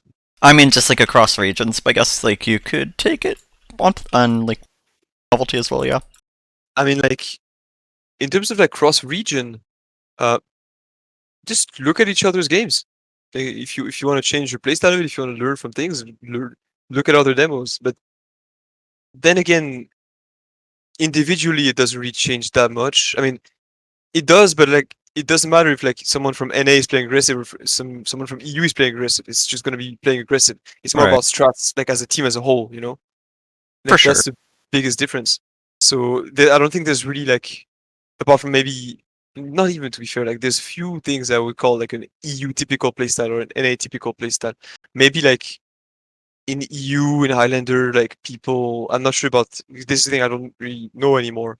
But like maybe back then in EU we used to use like gun spy a whole lot more, and in NA it was always like a knife spy meta. Um, in NA there used to be much more like scout Ubers, and then it came to EU after, but like the scout is very involved. Nowadays, what I like to see in Prem, what I like to use is counter pushes with conch and all that, and like I'm not sure if NA does that a lot, or like conch or like burger banners or whatever. So I'm not exactly sure, honestly. Just watch each other's demos if Hmm. you want to, learn. Watch the demos, watch the games, speak to team leaders as well. Like tell them like like, oh, what do you do here? Like, why do you do that? And maybe Right. they can help. Like maybe more just like general interaction with people from other regions. Yeah, like sharing Yeah, mutual discords, hanging out. Yeah. yeah, basically, yeah, for Okay. sure. But I Uh, don't think such places exist that much. Like people usually just stay to like their own community, like right. TF2 Hats and I'd say TF2 Hats. that's like a wider issue that kind of like make hurts the community as a whole, right? Like you see less growth when it comes to like gameplay. It's like people just, especially socially though, like you'll see so many little circle jerks still up just because people don't really want to interact outside of their own little bubbles, right? Yeah, But like the gated Discord would kind of be a little bit of an example, but not really. Like it's not that TF2 focused. yeah, not anymore. It used to be, but Yeah. like the thing is with Keta is like I used to just keep everything TF2 wise. Like when we were active, there used to be like some people talking to us about like the team and blah blah blah. But since the team hasn't been active for almost a year now, right? Right. Like I mean, we have like the mini Kevin team, but it's not exactly. I don't. It's not the same thing. So Gaeta, like I kept everything strat wise and all that in just a private channel, so like people could never see what was going on. And I think it was just better this way because I didn't want people to just look at Right. my strats and leak them. So So, what do you think? Like, what causes the difference between maps between like regions? You mean like what makes EU play upward a certain way and NA a certain way? No, like map choice wise, like EU sticking Oh, to Badwater for a while. I think probably lead poisoning. I think people are retarded. Hmm. In NA or EU's Oh, favor? both. I see. We both had our choices of terrible maps. What do you Um, like to specify? Badwater is just a wonderful example of a terrible, terrible map. How Um, about in NA though? Like, do you think they should be playing like Wormtick, Coal Plant, no, something like no. that? Like Proplant, I like personally. Womtic, I think, is a pretty bad map. It's not like an awfully designed map like Badwater, but like it's not a very good map. It's just very annoying. As a medic, it's a nightmare to play. It's just spam Right. everywhere, jumpers, spies. It's just annoying. So, But like, what map would you want to see in NA then? Like, what do you think they do wrong map wise? I'm not sure. What's your map pool usually? Okay, so for the past few seasons, like, for a long time in RGL, it's been Vigil, Lakes, either Lakeside or Cascade. Usually Yeah. Cascade V2. So like every season they'll usually rotate it Product, Astral, Steel, Swiftwater, and Upward. And then the earlier RGL seasons you had Borneo and occasionally like Cascade V1. Yeah. Well, I mean, I think like people have very uh mixed opinions about Swift Order. I personally like it a lot because I'm a big fan of payload and I have pretty good strats on it. But apart from that, like, I mean, Lakeside is a pretty terrible map for sure. Right. So what map would you Uh, want to see instead? Like probably Pro Plant, but you already hmm, have HVO, so Pro Plant and Asheville? Question mark? yeah, this is the thing. Like, nah, maybe not. So maybe if not, like things like Lakeside and Cascade, I think is a better map than Lakeside. I would agree. So yeah, maybe just Cascade is better, and then your map pool is Alright. okay. What well Personally, I think it would be interesting to rotate Swiftwater with Borneo sometimes because okay. Vigil and Upward are just too good, so there's no reason to remove them. That's But kind of interesting. Like recently, there's been some backlash against Upward for just being like too. I think it would be like linear or like solved in NA. overplayed, yeah, maybe. Yeah, like there's been some kind of discussion about that in map discords. I think honestly, I think Upward is the most balanced map in the entire Islander map pool. Hmm. So I don't see a reason to ever remove it. Like if someone All right. makes a map that's better than Upward, sure, but I really don't see how this is possible. How It's about a very, product? very balanced map. The product just values aggression and like quick team play. Like it can be messy and it's like everyone has a very, very high responsibility. Like every single class has a lot of things to do at all times. So it's a very stressful map for a lot of people. Hmm. Controversial in that way, but I believe that product is overall a pretty good map. I've never complained about playing product. So So you don't in think usual, there's like I'm playing med, so like I'm eating spam. There's spies, there's sightlines, but I never complain about product. I like it. right? So there's nothing like necessarily inherently that wrong with just like playing older maps in your opinion? Like continuing to play the maps that you've played, yeah? Yeah, no, Okay. it's good to have novelty though, but the problem is that it's very hard to make a map competitively viable. Right, And especially what? I was gonna say especially when we're already struggling to pick between like Lakeside and Cascade as an Yeah, example. exactly. Yeah. Like It's hard to consider replacing. it's very hard. Like I don't think Lakeside is a good map at all. People will say that it is. It's a personal opinion. The only map that I think is objectively bad is Badwater. Hmm. But like, yeah, Lakeside is just not a very good map at all. If you have a good sniper, you win. Pretty much, yeah. And then you have like a good demo. Like, it's so easy to get trapped on Lakeside. Actually, you know what? I think that's a difference that maybe you guys were speaking on NA and EU strats, like differences. I'm not sure if you guys do that, but I know in Prem it was played like one season in Prem in season 24, I believe. And in season 24, we had a meta where like if you wiped the other team on mid, you would go hold on their bats. And I'm not sure if NA does that, but I uh, remember this whole being very annoying to break. I've seen not really like I'd occasionally see teams like do it on ruins. I don't really pay attention to like invite though. But like I Yeah, think occasionally it'd be ruins, but then like the main thing you would see like strategy wise pretty much is just like get in bathhouse, hold bathhouse, send your sniper bathhouse, and then if your sniper's better than the enemy sniper, you just win the game basically instantly. yep. But what we'll do, like I remember doing this. I mean, more like taking it uh, against Invision, is that they would just go hold our bats immediately, and they would have like Stigga and their sniper playing on the ruins and just watching down the entire entrance of like the main area from like the side. So you would not be able to peek because like the amount of spam in the sniper sightline. It was super annoying to play against. Yeah, I saw one team do that when I was playing against them, yeah. Yes, I don't know if you do that in NA a lot, but in EU for Not the every one team. season that was played, we did that, and it was annoying. Ah, okay. Annoying in a good way, you know. I like to see different strats. So when you see a Right, new right. strat, it's like, oh, but it was hard to break. Yeah, but Getting held towards mind your you, right? spawn, not fun. For a while in EU, the only version of Battlewater that was played was the stock one. And while there's some improvement to like Battlewater Pro V12, Pro V this, Pro V that, I don't know. You know, I always say, if you put a lot of perfume on a corpse, it's still gonna smell like death, right? So you can do a million Battlewater versions, it's still gonna be shit. But if you look at the first one, this is like the corpse, but like without the perfume. It just smells bad, right? It's shit. So I remember playing officials against like the very solid like viable third hold, where like you would have to walk every time because what they would do is like red team would just send their spy to kill the telly nonstop, and so you would always have to like walk for like fucking 20 seconds to get back to the position where you were at. And like every time you pushed, you would have to deal with like the sentry, like even chokier little places. It was just the worst. I'm just glad this map is gone. It has bad in the name. How good could Yep, it straight be? up. Yep. Ah, Compared to Swiftwater, however, yeah, make what of about that what you want. Swiftwater? It's extremely swift. It's like whew, whew, speed of sound. It's Alright. not that swift, but it's Yeah. pretty cool. It's a good map. It's like you think it's uh what is the current EU payload map pool actually? It's currently upward in VGL. There isn't like a third one?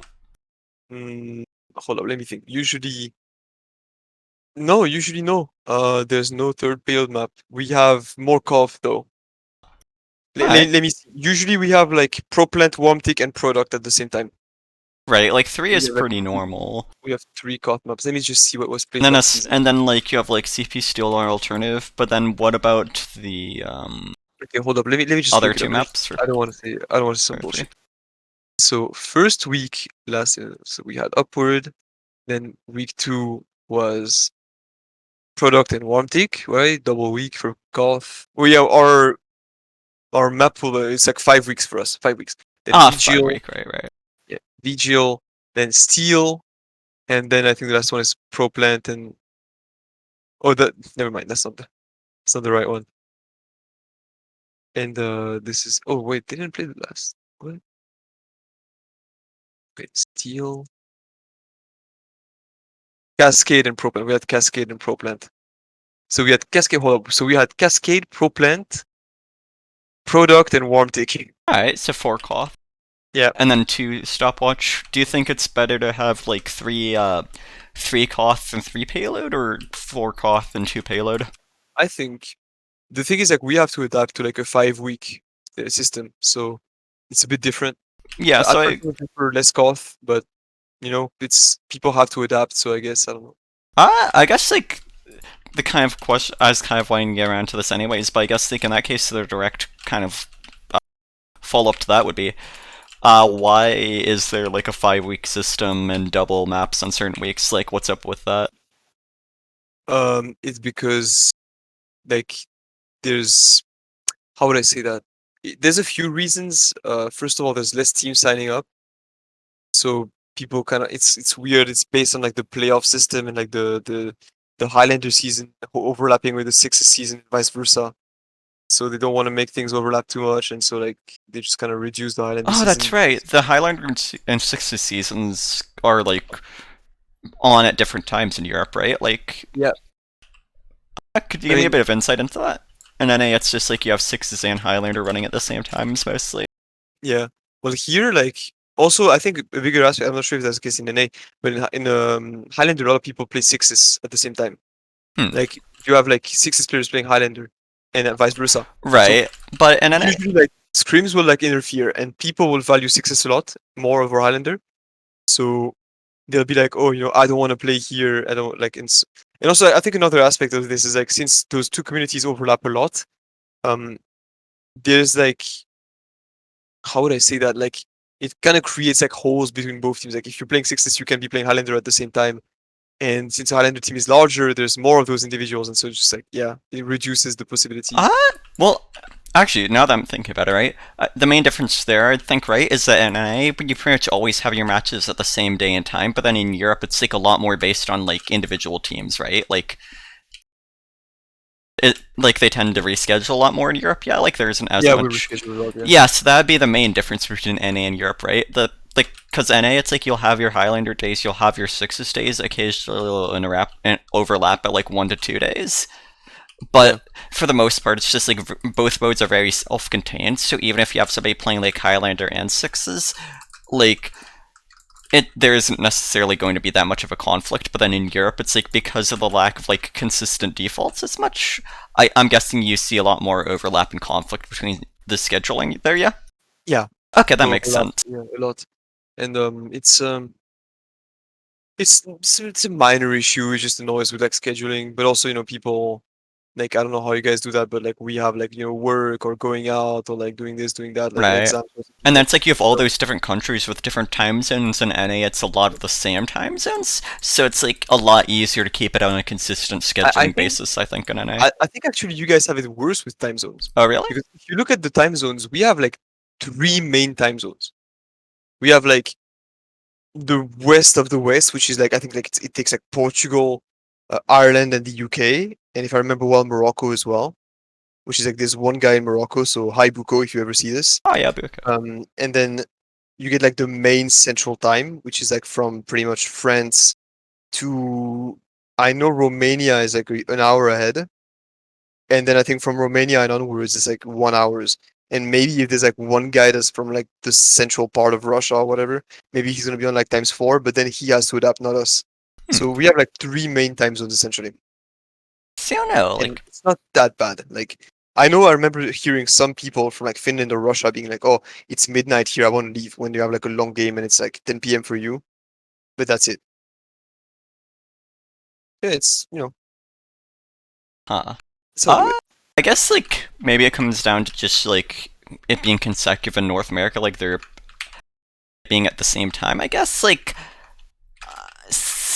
honestly, I don't know. Like I'm trying to 'Cause like I was always structure it. wondering how you guys did it in NA, where like people, because if I remember well, between New York and LA, there's like 4 hours, right? 3 hour difference, and then there's 3 hour difference, yeah. yes, like Eastern time is like the default scheduling. So like it would be nine Okay. thirty in my time, but then it's like 8:30 like Central time. Uh, then there's like a Mountain time, I think, which is like 2 hours behind. Yeah, Pacific, which is 3 hours behind, and then there's Wait, a wait, which one? Canadian Which one time is zone. 2 hours? Like Mountain time. So I think that'd be like some Oh, parts of so like like Arizona or like the Rockies or okay, so. so like the main time is like the Midwest. No, the main time is the Eastern, like East Coast, pretty much into Oh, all of okay, it. so like New York time, pretty much. Yeah, like New York, Virginia, Okay, like yeah. yeah. And then you have the Pacific, which is 3 hours behind, and then there's a Canadian time zone, which is an hour ahead of Eastern Standard Time. Actually, I think it's like East Atlantic Really or something like that, but that's not that common. strange. And Okay. then I think Hawaiian time is something like 5 or 6, or I don't even Do you want have to players think from about how many Hawaii? hours behind. What was that? Do you have players from Hawaii often? Uh, not that often, but you have some like I are fairly prominent in the past figure in the Sixes community, and then Mothership, Hmm. fairly prominent RGL staff member. But I'm just trying to think about it. Actually, like it's kind of hard to say because most of the people playing currently can play currently, but I could imagine that just like having the formats go out at the same time could result in like less attendance. But at the same time, like we have really good attendance for the most part, like with the current set we have because it's always on consistent times pretty much, and then only rescheduled if you need. I see. Yeah. But then in EU, it's just like kind of freeform from the get go. But then it's also like you have all those different countries and nations and whatnot. But then it's like at the same time, the time zones are more consistent. But then maybe there's like I don't know differences in like work like standards between those countries. It's actually really interesting to think about. Like I'm trying to figure out like why the main reason for the difference in scheduling would be there. Like you Um, have a lot of symptoms, but then like what's the root of it, right? maybe cultural. I don't know. Like I think a lot of people just choose credit because like they have work or shit to do. So that's my like I'm kind of wondering for the same thing for you guys because like we have work, we have to do things. So it's like I can't play today because I have to go to work or because I have like exams or because I have a big party planned. And so it's like okay, let's go. Sure, Uh, maybe it's reschedule. just like maybe it's like all the American companies are like a lot more like willing to like work with the people. Like the maybe it's like a lot more flexibility I in mean, that for sense. sure here, if you tell your boss I have a Highlander scrim, I can't work, like you will get into trouble. But I You'll be think like, what the fuck? I think another part of it, in a sense, is that it could be a bit of a self-fulfilling prophecy. Like, here's the thing, right? In NA, it's always going to be the same day and time, pretty much. So your All chances of right, being yeah. able to schedule for it, like plan for it, work around that, is much higher. But then in Europe, it's a self-fulfilling prophecy to an extent, right? Like everybody's like, okay, Yeah, yeah, yeah, yeah. we Yeah, don't know when this is going to be. Like, we're not really using a default here, so then it's like it's harder yeah. for everybody to schedule around. So then, like, you end up having a lot of people that And do that's miss actually it, quite maybe. interesting because the lower tiers, now that I think about it, the lower tiers have like a basic schedule day. Like they'll be like, okay, like the admins will say you're playing this day, and then people will try to change it or not. But like the admin set a day for you. Whereas for the higher tiers, which is I think Div 2 and above, you know who you're gonna play in advance every week. Like week 1, 2, 3, 4, 5, you know who you're gonna play, and then you can arrange with those teams. I want to play this day. I want to play this day. I want to play right? this day. So if you So want it's to like like set your whole week and your whole season in advance, like in one day, you could. it's just like weird to think about because like I want to say that maybe it's a bit of a self-fulfilling prophecy because it's like everybody's like trying to schedule and you're not necessarily going to have a time to always work around, so that could result in you not being able to make games of this season, like and Highlander and Sixes not being consecutive are going to be very important there because the schedules are going to conflict so much. But Yeah, at the same time, right, you could say the same for NA. Like, you could say, okay, we have pretty good attendance for the most part here. We're able to do it consecutively. But then because of, like, how it's structured as well, like, sure, it looks like we have good attendance, but maybe there's a lot more people that could play but can't because of how we schedule as well. So maybe it's, like, a bit of a trade off both ways, yeah. yeah. Could be. Okay. That's a really interesting discussion to have, yeah. Maybe we're just lazy. You know, we have Latin people who show up an hour late every time. So But I don't know. Like I am trying to think now. Like maybe we would have a lot more in the way of player base for both formats if they weren't consecutive, or if we I didn't mean, have a default schedule date. to be fair, right? Like it could be down to an extent culture as well. Because Right, right, I think like I don't want to dive too much into this again, but like it's not offensive though. Like it's I can think for example like the Dutch will eat at like 5:30 or like 6 p.m. every time, every day, all the time. And right, it's just the Dutch, or like maybe like the Germans will do the same, but like the Dutch do that. And you know, I was raised like with a North African family pretty much. And this is like Mediterranean culture. We eat late, or like we eat whenever the fuck the food is done, you know? right. And which is usually late. Like one joke that we made with my mom is like say, "Oh yeah, you know, we're eating at like 8 p.m." So it's like, "All right, see you at midnight," you know. And I mean, to this day, I mean, probably you can see whenever I'm posting, it's like people are like, "Oh, let's play," and I'm like, "I'm eating." It's like 11 p.m. and it's just like those kind of like tiny things, right? Like I know like Spaniards are the same, Italians sometimes like Greeks. We all kind of eat late because culturally we're used to like a different rhythm, and so it brings these minor details make it that people arrange their lives around that, and they're like, oh, I can't play at that time, So it comes Right. down to like that too. Maybe that's also the case. Could be that. And then in NA, it's just like a lot more culturally consistent in that sense. Yeah. Like we do have a very individualized culture, so you do see variants from that. But for the most part, it's like you're just not going to see any like on paper huge differences. Like it's going to be a lot more based off the person in question. That makes Pretty sense. much. Yeah. Yeah. Okay. Yeah. Glad we had that discussion. Very eye opening, actually. Yeah. Okay. Okay. I guess we could go more about just would you say there's like a certain sense of culture in Europe between like just players of different classes between country of the same class rather between countries? Like, do you end up seeing like much just like theorization, collaboration, discussion, things like that? Between like classes. Yeah, like in like within a class between countries, like do you end up seeing any sense of community, or does it end up being like subdivided by Um, region, or not at all? for myself, I'm not sure, but I know that we do help each other as as mains. Like I know I've talked to a lot of medic mains. I've mentored a lot of medic mains, and I've been helped by a lot of medic mains. So I know that exists, but I'm not sure about like the country aspect, like the national aspect of it. Okay. I think it's more like we'll help our countrymen. So like if someone comes to me, he's French, I'll definitely be more inclined to help because he's from Yeah, my that's what kind. I'd be looking for. Or like Okay. someone who's like Tunisian or like yeah, I'll be like yeah, cool. That's like someone that I can share a lot with. But that's because of like my identity. But like this is mostly what it is. Like class wise, I'm not sure. The people will help each other definitely more based on like their nationality because there's a bias obviously. Unless it's like a very, very good friend versus someone that you don't know. But anyway, you get my point. Yeah, no, definitely.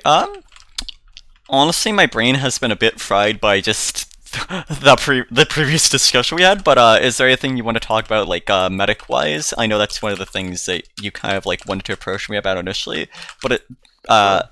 have we already kind of like covered that to about what you'd want to talk about, or are there other things you'd specifically want to like discuss for a bit? Not necessarily. Medic wise, uh, I mean, depends. What could we talk about the best class in the game? You know, what hasn't been said Right. already. I mean, I know like if Blake talked before me, I consider Blake to be better than me at medic, so probably he Oh, said everything that I could have said. But to an extent, you know, if I can add my own grain of salt to like the class and like the way I play or whatever, yeah. sure. Go ahead. Just talk about it like the way you play. Anything we haven't really like talked about already. Yeah. I'm not sure what we talked about last week as well, so I don't want to repeat myself. Did we Uh, talk about this? we did kind of. I bet you were talking about like how you would kind of inspire people to play more aggressively. I believe. Yeah. Yeah, yeah, I Yeah. guess. Because like Uh, I'm not sure how much detail I went into, but yeah, like I right. usually like I guess I play more aggressive than other meds, and the fact that you like I'm main calling makes it, you know, like you have to adapt to this, like the rhythm, the way you think, the logistics of the team, and all that. And compared to like I guess a medic that's kind of like on a leash, where like you have like the demo telling you what to do. Like I'm more like I decide where I want my team to go, and then I move behind them. And if my team is slow, then sometimes like I'll end up like walking a bit too far and like overextending, and then immediately just going back because I'm realizing fuck my team is fucking slow. So it puts myself sometimes into more trouble, which I think usually explains why like when I look at my logs, I take much more like damage than like other meds. I don't necessarily die much more, but I take more damage. Like I'll see other meds being like I took like 73 damage per minute, and I'm like over here like 150, even more. Product, I mean, it also depends on the players that you have. Like if you know the maps as well. Like when you're on Koth, you take much more damage. So Right. it depends. Like when you're playing a very safe map, like for example, Badwater, you're playing defense, you take. I'm pretty sure you could make a game where like taking no damage is possible. It would be hard as fuck, but it's possible. But like playing a map where like there's a lot of spam and everything is just going hectic, like you will take damage. So when you have an aggressive playstyle already, it's hard to manage sometimes. But that's cool. Just adapt. Uh, And sorry. also, I guess like another aspect is that I don't really. A lot of people take the game very seriously, and like I never. I mean, I stopped completely caring about the game, and I've noticed that since I've done that, like I'm actually playing kind of better because I just have no implication. I'm just playing for the moment. I'm having fun. I'm doing whatever. So it's kind of like enter the focus zone much more. You know. Like you're not really like being anxious as much. Yeah, you're able to like just fully Yeah. focus on Yeah. You're just playing the kind of best chill. you can. Pretty much. Yeah. You're like, oh, Yeah. how can I have the most fun? It's like I'll do like even sometimes I like allow myself to do like a stupid fucking play. Like recently, I played against like Honjo on Soldier, and I knew he was low, and I knew he was like out of the fight and waiting for an arrow in that corner. So I went back into the fight like in front of my team. I jumped and like I jumped on top of him. I killed him with the Ubersaw and I came back out. See, I know, like, I feel like that sort of mentality really is what allows you to kind of start growing more as a player. Because it's like, if you're always trying to just, like, play the best, right? Like, you're always going to be, like, super hard on yourself. You're going to be, like, feeling super pressured to just play normally, Yeah, play meta, yeah, and just, like, do what's expected instead of what's, like, best in the moment, or, like, really go for what could just yeah. allow you to realize things. Yeah, it's just like you're kind of pigeonholing yourself into playing a certain way with that It's mentality. important to be serious for sure. If you want to improve, sorry. It's important to That's be. it. It's important to be serious if you want to improve. But I think that sometimes, like, I mean, I'm speaking from my own experience. Like, I am more than hard with myself. I am unforgiving with myself on a lot of things in my life, and like that can help make you be better, but that can also stress you out a whole lot. Sometimes it's important to just think to yourself, "I fuck it, let's have fun," and you actually learn better when you do that. When you're just like, "Okay, you know what? Let's see what goofy shit I can do and get away with." Right. But like, and then usually like you. I do not recommend this if you're learning to drive, by the way. But yeah, it's if you can get away with like some funny things when you're doing some things that you're learning, like sure, do it. See what Yeah, and works. it's like you could learn from it because you're making that mistake. Like you're not Exactly. just Yeah. trying to play perfect and like losing because you're trying to play a certain way. You're Yeah. losing because you did this thing, and you know you did this thing, and you can kind of learn from it and figure out like why it worked, why it didn't, right? Instead of Yeah. just like making other people's mistakes. Yeah. Absolutely. Yeah. Just like Okay. learn. do some stupid shit. Yeah, I think like this is also like you after a while you learn to notice patterns. Like, oh, if I do this, he's gonna do that, so I can immediately counter, or I can immediately do that. You can bait people into Right. doing like certain things. It's pretty cool. Yeah, And it's just like a large part of that learning process is just trial and error. Like at a base level, when you're first starting out, it's like you do it and then you find things that work and you keep doing those things that work for a while, but then eventually you're going to find they don't work. And so it's yeah, like you just got to learn to try again at a certain point. exactly. Yeah, That makes sense, yeah. it's a never-ending process, and to an extent, like I keep medic entertaining by doing that. I'll try like I don't really play. I mean, I play other classes. I play like a lot of sniper in pubs. I play other few classes, and like sometimes, what I'll do is I just think to myself like when I play med, I think to myself I'm gonna push the class to its absolute limit. I'm gonna see like if I can kill the enemy team by myself with an Uber, or I'm Right. gonna see if I can serve the soldier 3 times and then like bait this and like air shot him when he jumps and whatever. Like I try to push the class to like the absolute max, and for me this is really fun because you just end up like being a medic that like manages like 5 things at the same time, and it's like you're hyper stimulated. It's fun for me. It Right. releases dopamine in my brain. Well, if you like main calling as well, like try and inspire your team, I imagine it's also especially important to like not like to take it like with a grain of salt, to not get like super stressed out by it, to like make sure you have a solid mental Yeah, state yeah. I and get then hyped, to learn from yeah, it, yeah. but I don't get stressed. Right, Like okay. when you get stressed as a main caller, you lost. But when you get hyped, this is good. Like as a main caller, the only thing that you can see when you see that things are going hard is maintain composure and try to get your team to focus again. If you don't do that, you lost. Like you're the main caller, you are, especially even as a captain, like I'm captain and main caller. Um, like you need to be sure that you maintain composure, that you maintain a good, I would say, attitude towards what's going on, the hardships, and be able to get your team back in focus and get them to get the job done. And for this, like it's very important to not stress, just have fun. Yeah. And at the same time, if you're having fun, if you're doing good, you can hype your teammates and tell them like, oh, you did a great play, or joke with them, or tell them, hey, bro, do a 360, and like all of a sudden the game takes a different mood. It's not like a lot of people I've seen, a lot of leaders, they make the very bad mistake of being very rude to their team. Like, what are you doing? What the fuck? Oh, you didn't protect me, or this or that. Especially medics. Oh, you didn't protect me, but you were here. You were healing me. It's like, just goes down into this way. Like for me, it's like, oh, if I get killed by spam, a few times, I'd be like, oh, whatever, man, that's fine. After this, I'll just tell my pyro, hey, bro, could you be a bit more careful? It's like, yeah, okay, cool. And then Yeah. if I die like to the dumbest shit, I'm just gonna laugh about it. It's like, yeah, whatever, it happens. I get face stabbed, or like I'll get nuked by a soldier. It's like, whatever, bro. Why be rude to people? Just if you feel like you're not being protected, just tell them politely. If you feel like sidelines are not being watched, just tell them politely. Alright. Have fun. Like it's a bunch of friends, so why be rude to them? They're cool. They have their lives, their problems, so be cool. Of course. Uh okay.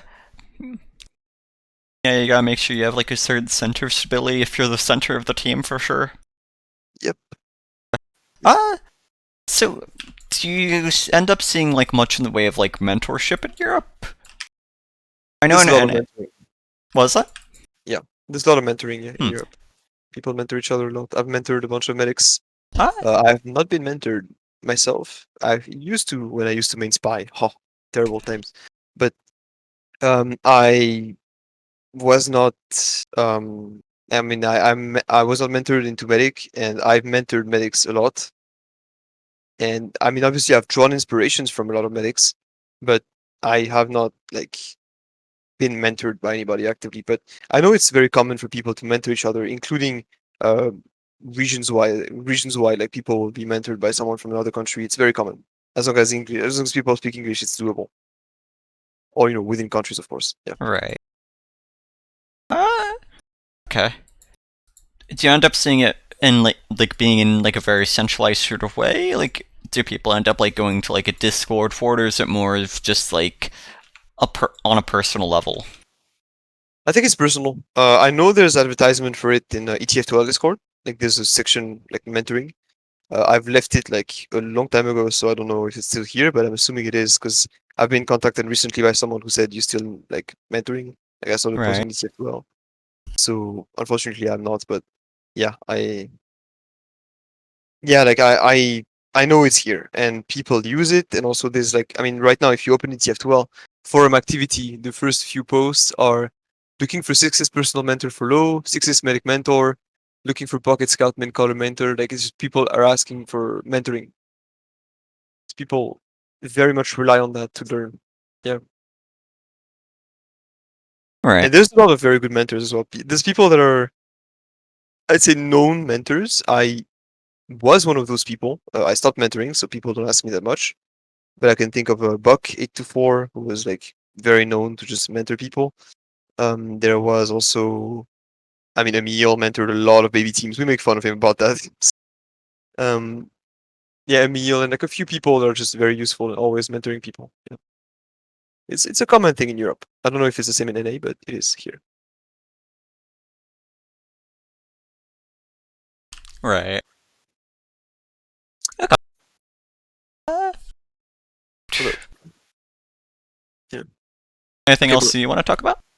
Right now, I don't really have anything else that comes to mind right now. Not really.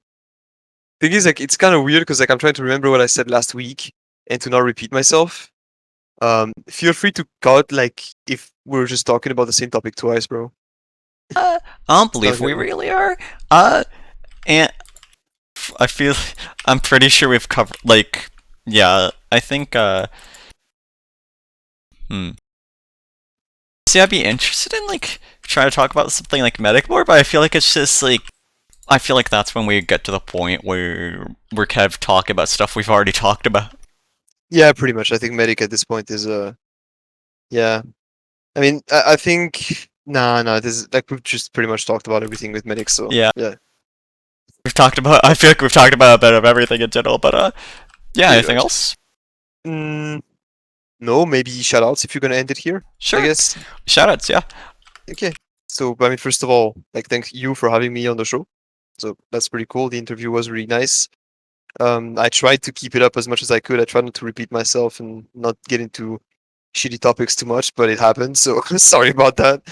Um, and apart from that, yeah, shout out to definitely Gaeta Discord. Shout out to all my friends there.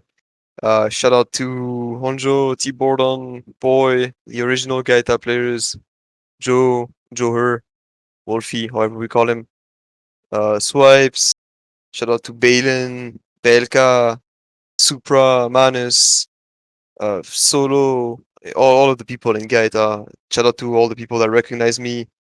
Um, shout out if you now think that I'm some sort of like raging racist from like what I say. I really hope that's not what you think, but whatever. I don't care in the end.